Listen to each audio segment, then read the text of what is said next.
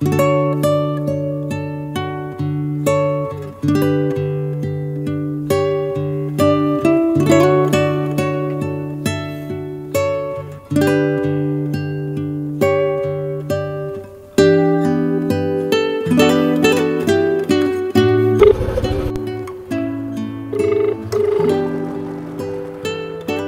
na ako sa location.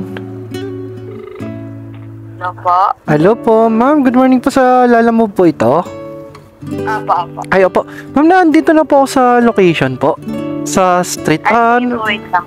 Ay, sige pa. Sa may bandang gitna lang po ba kayo? Sa may Corolla pong gray. Corolla na gray? Apo. Ito pala yung small body. Yun ang inaano ko na Corolla. Daw po niya? Apo.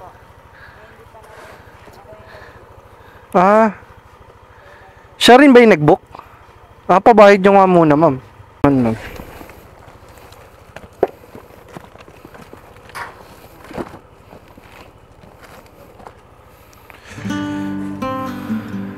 So, ayan guys, bali may na-pick up tayong booking, 272 pesos siya. From here sa may San Mateo, going to Parañaque. Tapos, may isa tayong pick up na booking.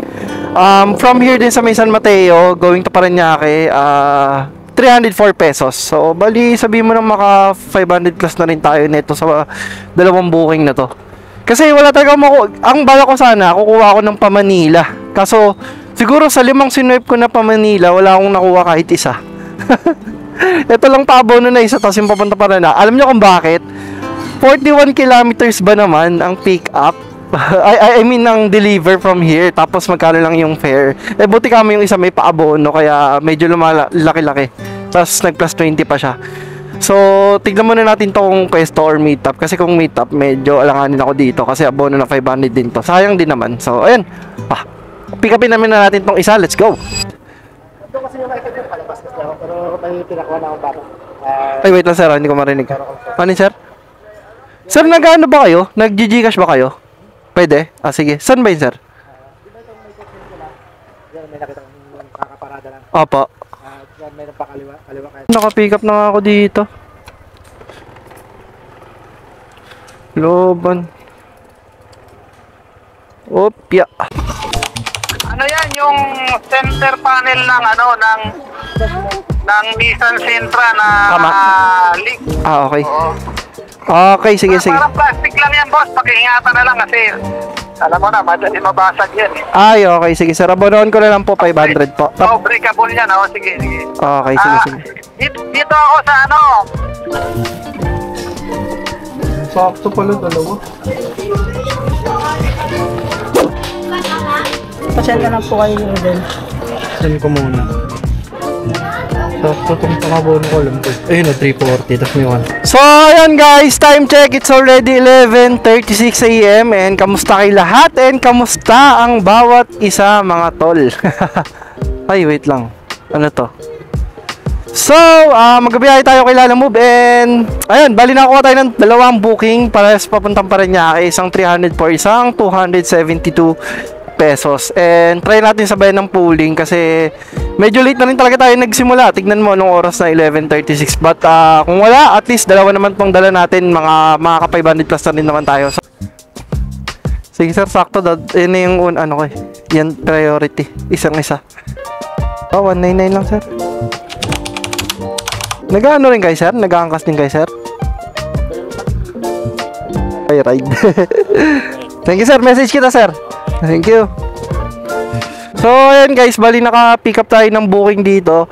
Nakakuha tayo doon sa isang application natin ng 199 pesos. Bali, dadaanan lang natin to. Mabilisan lang to, men. Promise yan. Kumbaga kasi, yung dadaanan din natin, yun din dadaanan natin papuntang Parañaque. Sa may Taguig lang to. Sa may BGC banda. Alright guys, so nakarating tayo dito sa yung pinick up natin doon sa may Marikina. Inuna natin to. Ito talaga yung pinaka unang-una.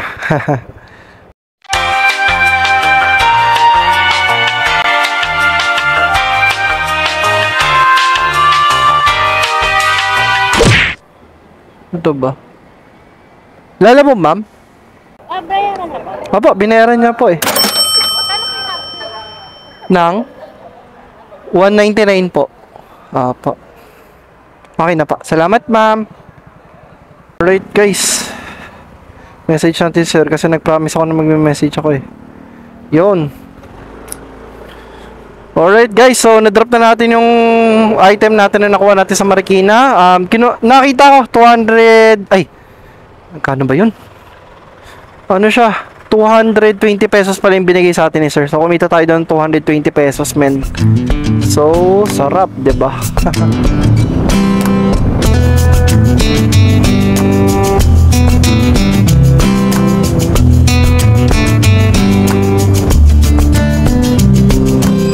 $4 plus 500 po.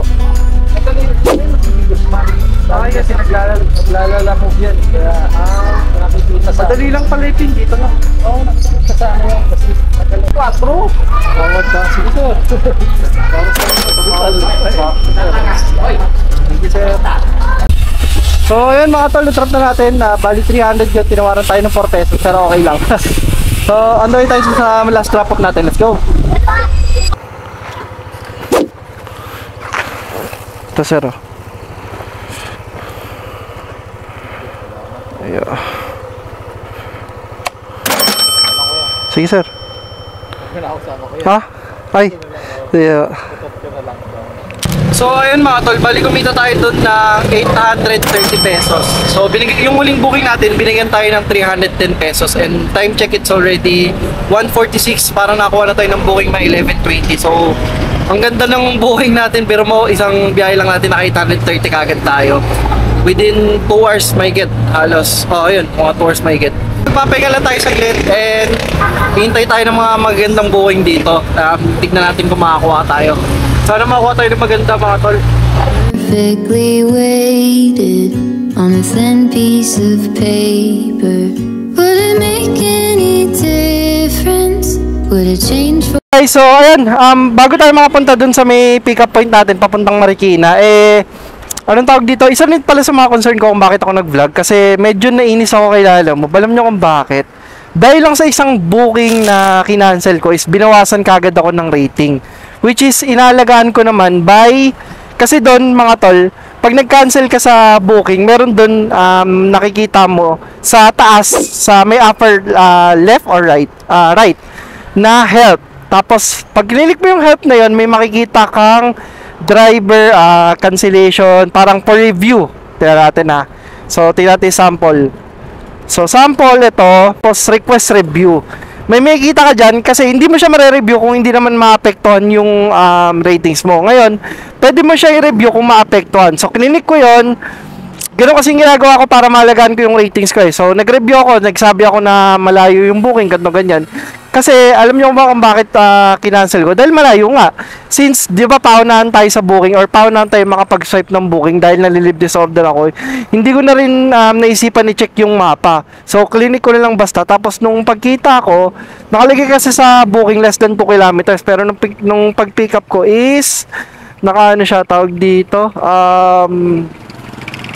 ilang kilometers ba? 6 or 7 kilometers from sa akin. So, medyo lugi. So, yun yung ginawa kong reason.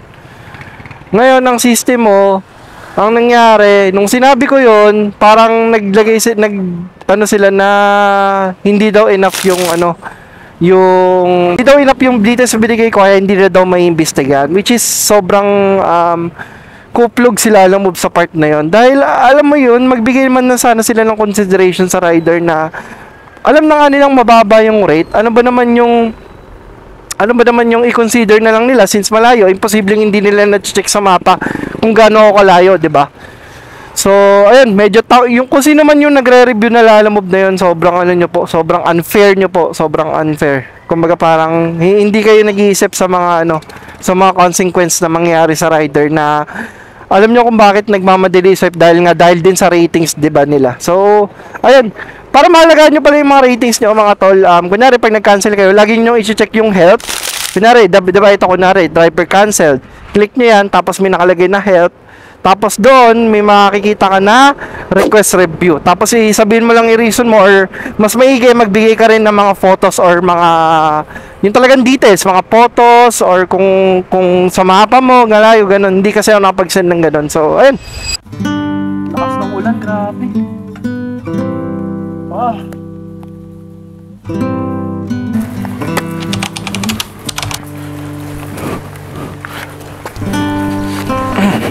Sorry, can I check? Okay. That's 48 liter. This one is 666. He told me to check it first. Sir, nandito na po ako sa pick-up location. Okay. Bali sir, Sabi nga din niya nagdala tayo. Opo, isa rin, tama po ba yung carbon po na parang bag? Tapos, dalawang 48 liters ba to? Ay, Isang 66 yata sa isang 48. 66 sa isang 48. Okay, sige sir, okay na to sir. Tama sir, no, kulay black yung isa, tapos ano, bunuan ko na po. Motorrad. Punuan na lang sir, tapos bayaran na lang kita dito. Okay sir, sige po, thank you po. Sir? Yes sir. Thank you. Yeah, it's far. Nice bag There are so many issues you buy. Really? Because it's cheap. Total 1,000 only package price. Yeah, it's cheap, no? If you buy this in the mall, you will cost a lot. Because this one cost 4,000 plus. Wow. This one only. This one alone. It's 3. Okay. Thank you. Thank you, sir. Hopya.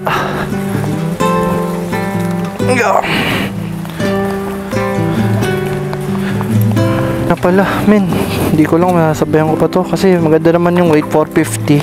Tapos 29 kilometers lang pala. Teka, maganda na tayo. Saan na po banda? Po. Sir, nandito na po ako sa may yung likod po ng car wash. Sa may Rollygon. Okay pa.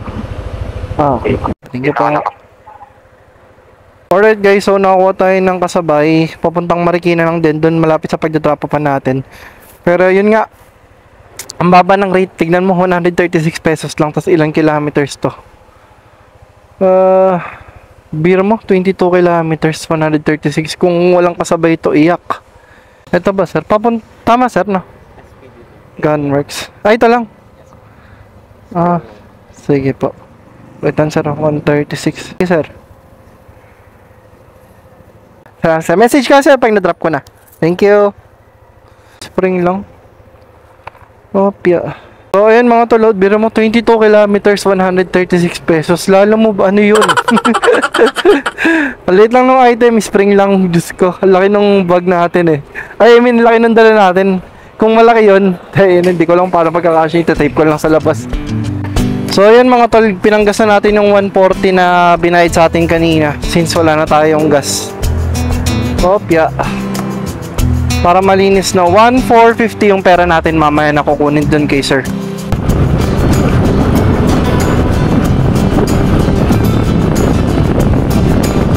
Right guys, nakarating tayo dito sa may number 6. Yung unang, yung pinikap natin ng pinakabono. Ito sir. 1,350 lahat ano? Ano po? 1,450 po. Pa.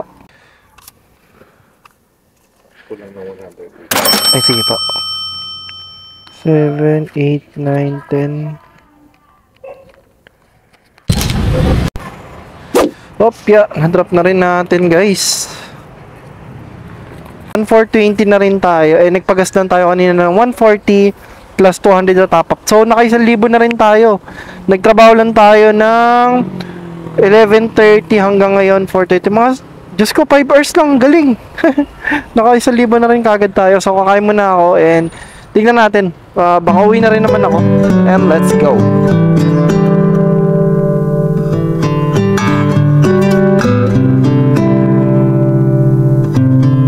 After nga nun nagkaroon tayo ng dalawang booking pa na magkasunod. Isang 220 from Antipolo going to San Mateo, tapos nakakuha ko ng Marikina na 118 pesos via wallet.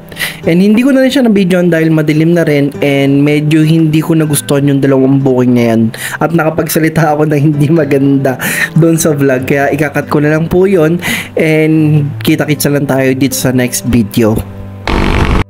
So, ayan mga tol, bali, ang rate nun is 180 ang kinita natin to is 94 pesos via wallet. Para hindi na ako magta-top up sa next biyahe natin mga tol.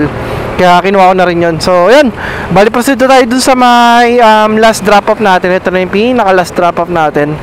And 5.5 kilometers lang pala, so malapit-lapit lang din pala sa amin. And yan, proceed na tayo mga tol, let's go. Alright guys, so kinabukasan na to and kakagising ko lang. So actually, nung nangyari doon, tawag dito, nawalan ako ng memory dito sa camera natin, kaya naputol yung vlog. So ang total na kinita natin is 1,763. So yun yung total na kinita natin. Gross income pa lang yun kasi nagpagas tayo ng 140, tapos syempre top up na rin. So malaki-laki yung kinita natin kahapon. And maraming salamat. And maraming salamat kung nakabot ka man dito, and don't forget to comment, like, and subscribe kung nagustuhan mo yung mga ganitong content. And this is Ship Vlogs. Maraming salamat sa lahat ng bumate sa ating kaarawan. So this is Ship Vlogs. See you next vlog. Peace out. I can't let you go, baby.